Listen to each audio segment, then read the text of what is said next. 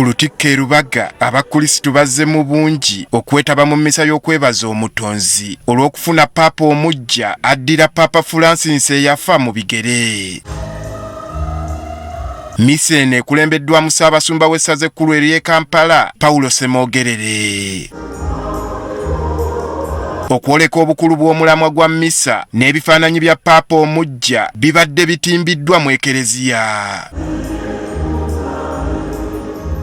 N'ennyimba ezimu eziyimbiddwa mu mmisa eno zibadde zisuusuuta omulangira w'ekereziya.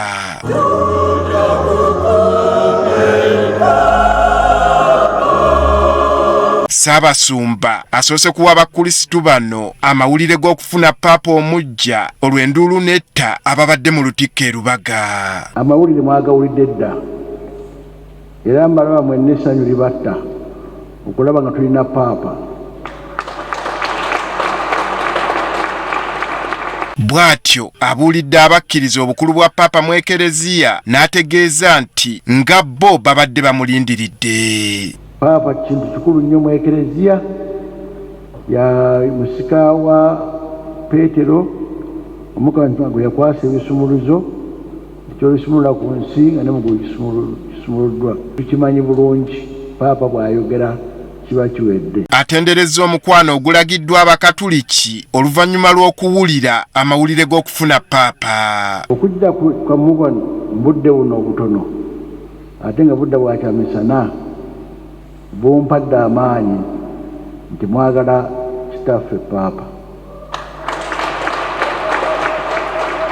Ono awanjagidde abakulisitu obutajja mulangira waabwe mu ssaala zaabwe avvuunuke okusoomoozebwa okuyinza okumwolekera.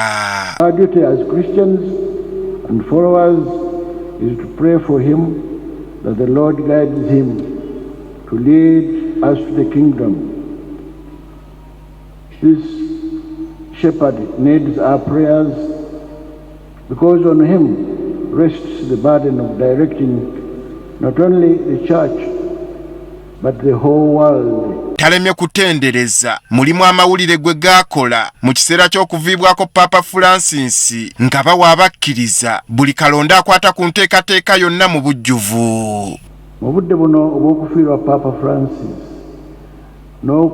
n'entegeka ey'okufuna Paapa omuggya, njagala okwebaza abamawulire bano bannamawulire omulimu gwe baakola naddala wano mu Uganda ogw'okututegeeza ebigenda mu maaso. B'abakulisitu balaze essanyu era ne bategeeza nti balina essuubi ddene mu Paapa ono. Kitaffe Paapa twebaza Katonda yamutuwadde, tusuubira okuweereza ekereziya ng'abalala abazze bamuddirira babadde bakola okuweereza endiga za Katonda okwemala obuteebalira. Era kye tumusuubiramu nti ayongere okukolaganiramu n'omuntu owa wansi, abanaku abatalina bwasirizi, abaavu, abakadde, okubaleeta awamu bonna mu ekereziya. Bannange Mukama yamanyi okulonda yeffe bwe tugamba, kubanga Mukama bw'atalonda ffe tetusobola.